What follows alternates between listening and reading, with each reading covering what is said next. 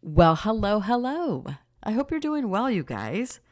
Talk to me. What's going on? You know what? I love the fact that you have my email. So I'm going to give it to you for those that have not emailed in or sent me anything. That's totally fine.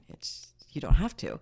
But I do get emails and messages and text messages and little DMs on my social media, checking in with me and asking questions and referring some new up and coming podcast episodes. I love it. Thank you so much. So here's my email. The email is Nichole@NicholeBanks.com. I love the connection I am building with you guys. Thank you so much. If you're not feeling the connection, keep listening. I am working very hard and due diligently to make it work and make it all make sense so you guys get an opportunity to level up your life. I love that, right? I'm actually doing and just wrapping up some courses that I am going to be so excited. You've heard me drop a little bit of, inclinings or drop a little information previously, but they're really coming to a close. Super, super excited about them. And I can't wait. So all that information is going to be in the show notes. I am doing a pre-sale. So if you want to jump on board before prices go up, you're more than welcome to do so. That'll be in the show notes. But I just want to make sure that you guys are doing well. I hope you are. I really do. Life is not always easy. But the great thing about our lives is that we get to choose as women. We get to choose our mindset about life, right? If it's going to hand you lemons, are you making lemonade or some kind of delicious adult beverage with it? Can you say cocktails? And or are you like just being sour about it?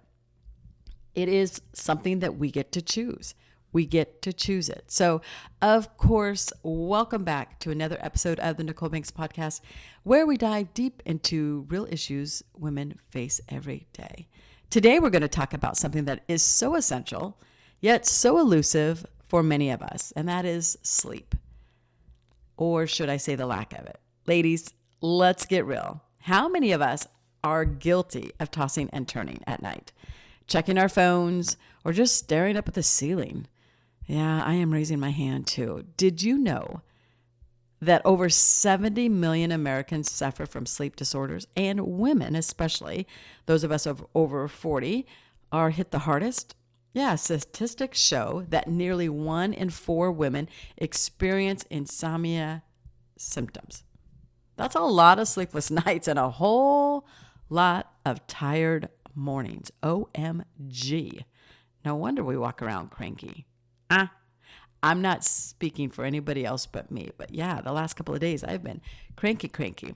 Of course, you all know that I'm in Arizona. We have an extreme, not an extreme, but it's a heat advisory, which means it's going to be over 110 for the next 10 days.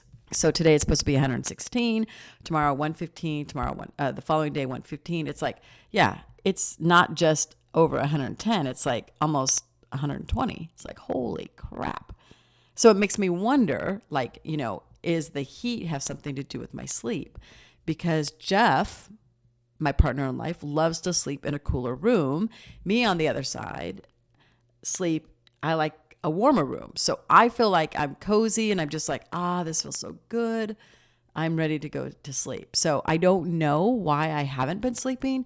I do know that I've been working so diligently on my courses and some blogging and, editing my book. I've got a couple things just continuing to go. And every time I think I'm close to the end, something else comes up. So I'm like forever on that. It seems like I'm forever on that Ferris wheel, but I promise you dates are coming and I'm super excited. So there's that. But why are we not sleeping? Why are we having such a hard time catching those Z's? The reasons are as diverse as we are. Get ready, because here we go. First off, life is hectic. So whether you're dealing with a demanding job, raising kids, raising grandkids, navigating a divorce, navigating loneliness, or just trying to keep up with the never-ending to-do list, it is no wonder our brains have trouble shutting down at night.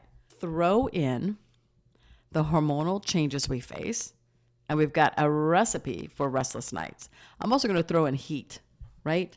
Because I think most of the nation is warming up. So let's throw that out there. But let's also talk about the night routine, because you guys know me. You know that I'm avid routine person.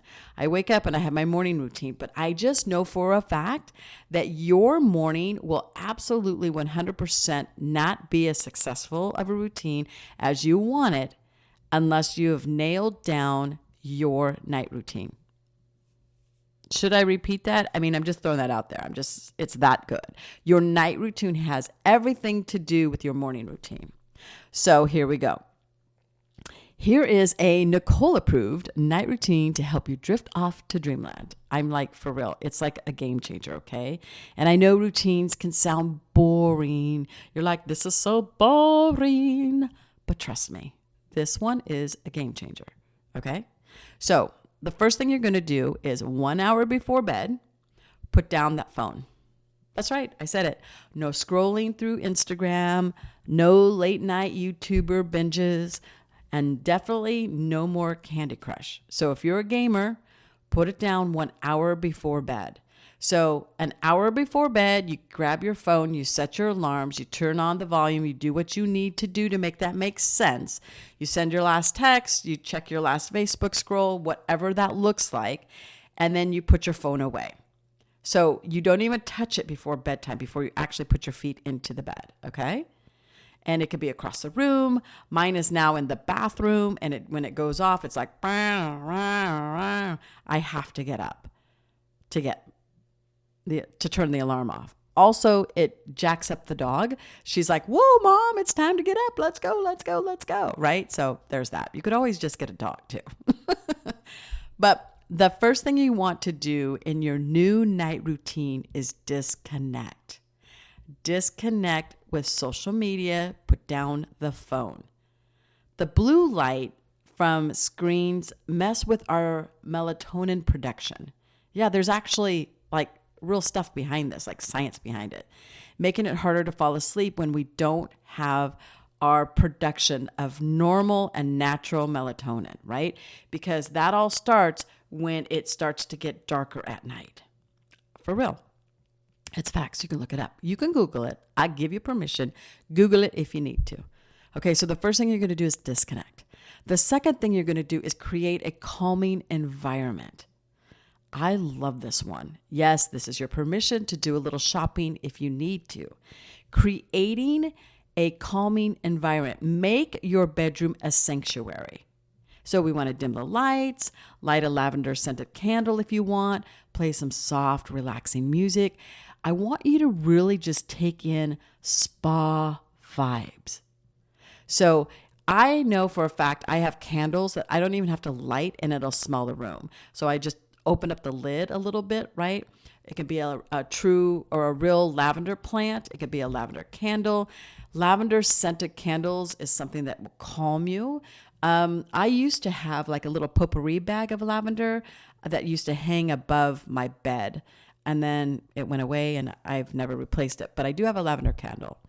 And I've had lavender plants. I'm not a green thumb, so there's that. But I'm just sharing that with you that your room should be your sanctuary, your calming, relaxing, again, spa vibe. So when you walk in, it's So I'm going to say this to you, and I don't know how many people have this or not, but if you have a TV in your bedroom, I highly recommend you don't even turn it on. Don't even turn it on, okay? If you want to wake up with coffee in the morning and watch Good Morning America or something along those lines, feel free to do so, but wait until the morning.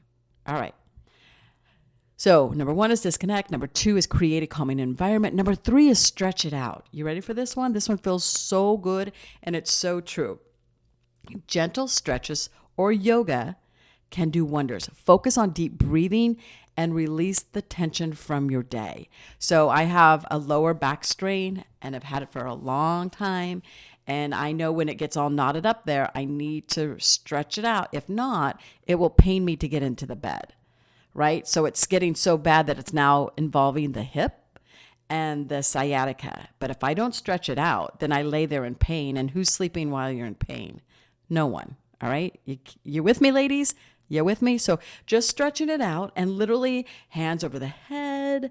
You know, you could do some hip circles. You could touch your knees or go down to your ankles or touch the floor. You can come back up. Do a couple sun salutations in yoga. If you don't know how to do that, Google it. And it's not an easy thing to do if you're a beginner, but once you get used to doing one, and then the next night you can do two, and then the next night you can do three, you can do 2 or 3 a night and literally have a full and complete stretch. But the benefit of focusing on the deep breathing is literally releasing the tension from your day. And it feels beautiful. It feels amazing. You're just like, who doesn't want to feel like that? All right. I think the 4th one is a big one for me. I have to do it every night. And Jeff always goes, babe, you're like writing a book. I'm like, babe, I have to let this out. If not, I will remember it at 3 a.m. and then I will get up, turn the light on, and write it down. So that is journaling. Write down your thoughts. It doesn't have to be Shakespearean. It doesn't have to be a novel. Just jotting down what's on your mind can help clear your head. Again, I have ADHD, OCD, and understand that there's a lot that goes through my brain. Every single night, every single moment. Like right now, I have things that I'm thinking of, but are not appropriate for this podcast episode. So I literally have a pen in my right hand and I'm writing it down. If not, I'm going to completely forget. But I want you to know that once you jot that down, then you put it down and you go, okay, this is something I can handle tomorrow.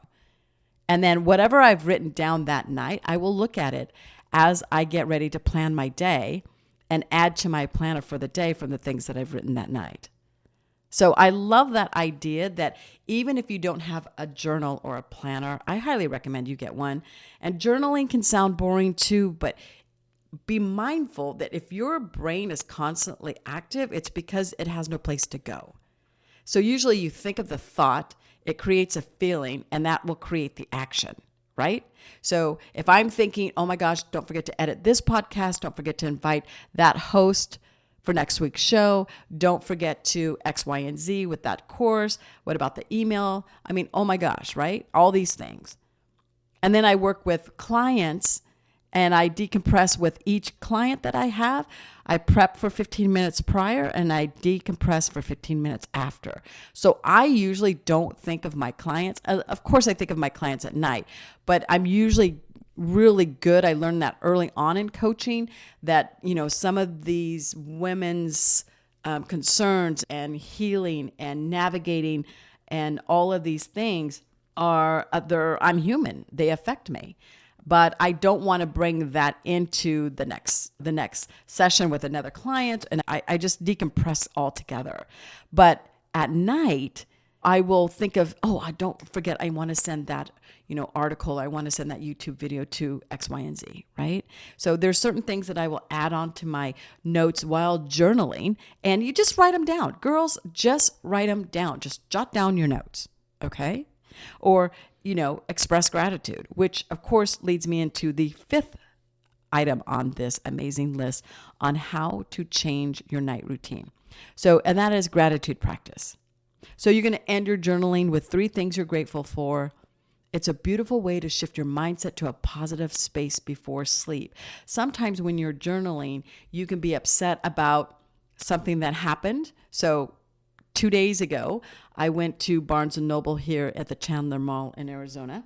And so it's busy, it's hot, there's people going into the mall. And I'm in my car and I'm looking for a parking spot. And I literally turned right. Barnes & Noble's up on the top. And then the next level, there's another kind of parking level. You kind of go downhill and you can park down below. I don't want to park down below because the store I'm going to is up on top. So I hope you can see this with me. I hope I'm explaining this correctly. So the last row, I go, there's another parking row on the top. I'll just go down that row. As soon as I went down it, I knew I made a mistake. It's a one-way row. So all the cars are facing the opposite direction in which I'm going, okay? I'm like, oh, crumb. I mean, literally, I'm like, crap, I went the wrong way. I see this white car pull out, and I'm thinking, okay, well, not a big deal. My SUV can, roll tight with me, and I can just turn in that way, and I'll just park right there. Perfect. So I'm not even near her, and I'm like 2-3 car lengths behind. And you can kind of tell as soon as she sees me, I see her, and she starts shaking her head. I'm like, okay, well, whatever. And she's shaking her head at me because she's looking right at me, just shaking her head. And so she starts to go. And as soon as we get up to the window, her face is like literally touching the glass and just yelling at me through the glass, like, and shaking her head. And I'm thinking, what did I do? Do I know her? I don't know her. But because I came in the wrong way, she is violently upset. I'm like, wow. So, of course, this is what I do. I pull tight in my SUV. I pull in. I don't even have to back it up. That's how perfect the spot was. Okay? I mastered it. I park. All is good. I get out of the car, and here comes the white car. Now, be mindful. They're not in my lane. They're exiting the mall. And both of them, her and her passenger, have flipped me off. Like full on the bird. And the only thing I could think of is, first of all, I don't want to engage. I don't know these people. I don't know how crazy they are. You know what I mean? It's like, really? Because I came in the wrong way. I know I made a mistake. I don't owe you an apology. It's literally a park. I mean, my gosh, I'm so bad. I wasn't blocking any traffic. No one was behind me. She's the only one in front of me for the whole length of this parking lane, the whole strip. She's the only one in front of me. Like literally, had she not pulled out, I would have went right on by her. She would have never known. So I am like, first of all, check yourself. All right. If you're that crazy over a parking spot, maybe you shouldn't be at the mall. Maybe you shouldn't be in your car. My God. I was like over exaggerated. She got her friend involved. I mean, they just shamed me. And the only thing I could do is I made the okay sign, like, you're going to be okay. Or F you. Both of them were sending me the bird. F you. I'm like, okay, F you too. But I didn't flip her the bird. I just held up the okay sign. You know, the one with your thumb and your finger and the 3 up. I just went, okay, whatever. And that night I journaled. How does someone ramp themselves up so horribly over someone else's mistake? It was my mistake. There was no one bleeding out. It wasn't that serious. It just wasn't. And, had she approached my car with like, oops, and I'm like, I would have went, oops, I'm an oops kind of girl. Oops, I make all kinds of little mistakes. I'm not perfect. And I'm going to beg to differ if she thinks she is too. So in my journal, I wrote, how can people be so amped up over the littlest things? And then I thought, you know what? I've been amped up before. I know I'm also human. And I said, she flipped me off. And then I wrote, and I'm okay with it. If that's how she truly felt, so be it. It's your thought, which created your feeling, which created your own action. Now, her results, I hope she felt like she got the results she was looking for by flipping me off.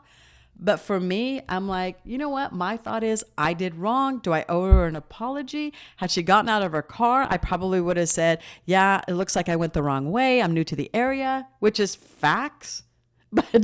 But my feeling of being flipped off was like, so be it. It's on you. I'm not going to engage in this. But I did raise my hand and I went, okay, you're going to be okay. Like, okay. But I journaled about it. And I let it out. It just basically let it out. And then I went gratitude. I'm grateful that I am no longer that person that used to or could just snap or turn on a dime. It's not that serious, right? It's not that serious. Okay, number 6, read a book. So I like this one, preferably, of course, something light and uplifting, nothing too intense or work related. So your book should be, something lighthearted and something intriguing that's going to keep you engaged in the reading, right? But you don't want to overthink it, if that makes sense. So it could be a love story or, a novel. It could be something self-help. It could be anything that you want, whatever it is that you desire. Now, there's a lot of people that have book clubs.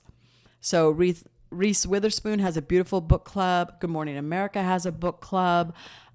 There's meetups that have book clubs. There's local communities that have book clubs. If you're not a book reader and want to be, that's a beautiful idea on how to get involved in finding a good book. I also like this one, and I'm adding this one because I used to do it before, and I've done it so many times. When life is really stressful, and you've got things on your mind. Jeff and I did this while we were grieving his mom's passing here recently in March, and just times are just like somber, right? It's just really somber. We really miss her, and Jeff really misses her, and of course his dad misses her immensely. But sometimes it's okay to bring in some laughter and some light. And so what we do is we open up our app that is that will play women's comedy. And it's the craziest thing, but it's an app that is full of different genres. And so that is the Pandora app. You can listen to music, you can listen to comedy, and we will put our timer on for 30 minutes and start listening to women's comedy. And usually we don't miss the timer, meaning like we're asleep by the time. So it's kind of crazy how it works. You laugh, you get your endorphins going, and then that is a huge release, just to let you know, of stress. And it allows you to sleep. It has happened so many times, and I highly recommend it to my clients, my coaching clients who are going through a very stressful and very emotional time.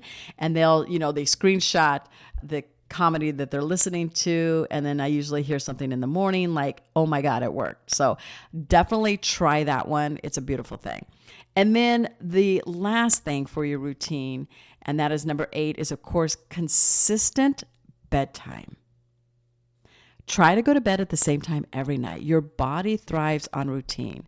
It's crazy, but it's true. So we're typically in bed around 8:30, and I'm usually asleep by 10. Typically. That's usually what I go for. So around 8:30, I get up, I start my evening routine, right? I disconnect, and that's an hour. I've created my calming environment. I don't light the candle, but I usually take the lid off the candle for a little bit. I'm stretching, I'm journaling in my chair. I am practicing my gratitude. I read my book, a little bit of my book. I'll set the timer for the comedy if I want to. And then, usually I am literally feet in bed by 9:30 and out by 10. So consistency is a big one. So why is sleep so crucial? Well, because besides not feeling like a zombie the next day, quality of sleep has incredible benefits. It's crazy, but it's true. It boosts your immune system and improves your mood, which I think is the number 1. Number 2 is it enhances your cognitive function. So for those dealing with anxiety, a good night's sleep can be a natural remedy, helping you to reduce stress levels and, of course, improve overall emotional stability. And I'm telling you, I will have clients and they're like, oh, I'm just high anxiety today. And I don't know. And I'm all over the place and I feel emotional. And I'm like, girl, did you get any sleep last night? Well, I didn't sleep at all. I tossed and turned. It was too hot. It was this, it was that, it was this. I had this on my brain. I can't think. What am I going to do? I'm overthinking. I like, ooh, yeah, you need to take a nap. You need to take a nap. I mean, for real. So what you want to do and understanding when you imagine waking yourself up feeling refreshed, calm, and ready to tackle whatever comes your way, it kind of sounds dreamy, right? Ladies, let's prioritize our sleep when we prioritize our morning coffee. Make it a non-negotiable because when you're well rested, you, my friend, are unstoppable. I promise you. Think about the dangers of not sleeping. You're making poor decisions. You're eating. You're not on your normal routine. So you're grabbing things of convenience, right? Oh, it's convenient to go ahead and go through the drive-through. It's convenient to, get Uber instead of drive-through traffic. I mean, all the things. It's probably safer for you to be in an Uber at that time. But the point being is you're making irrational and non-practical choices. So please prioritize your sleep. You're well-rested. You're unstoppable. Did you hear that part? So check in with yourself. See what this week's sleep habits look like. And if you're not getting sleep, guess what? This episode is replayable. Replay this episode and take down those notes. Of course, I'm going to have everything in the show notes, but I'm going to recap them. I want you to disconnect. You should have an evening routine. My routine is this one is Nichole-Approved for you. So I hope it helps you drift off to sleep, but here it is. It's disconnect 1 hour before going to bed, creating a calm environment. So sometimes that may be having to get the things that you need. So if you want a beautiful bedspread, you want fluffier pillows, you need a new mattress, whatever that looks like for you, you have permission to go and get it. Go get yourself and make it spa-like vibes for you. So when you're in your bedroom, you know exactly what you're going to be doing, right? I want you to stretch. It feels amazing, but that's the third one. Journaling is the fourth one. Please write out all the things you're thinking just before you go to bed so it can clear your mind. Gratitude, practicing gratitude. Jot down 2 or 3 things you're grateful for. If you're not very familiar with gratitude, attitude, it's just being thankful for something. You can say it out loud. You don't have to put it in writing if you don't want to. Of course, you can read a book, which is the 6th one. Number 7 is listening to comedy. It's crazy. It sounds silly, but it is a beautiful release of stress. And that release allows you to be relaxed, to fall asleep. Number 8 is consistent bedtime. Okay. Try being in bed consistent, even if you're not tired. That's the crazy thing about it. Even if you're not tired, your body's going to let you know this feels good. I'm liking this. And then you're off to sleep. Okay. So that's it for today's episode, ladies. Of course, you were listening to the Nichole Banks Podcast. Okay. Remember, you're worth it. I truly believe you are. It is time to level up your life and level up your sleep. If you found value in this episode, please don't forget to subscribe, leave a review, and share this podcast with your friends. Let's spread the love and the Z. Sweet dreams. And until next time, stay fabulous. And don't forget, you have the power to level up your life.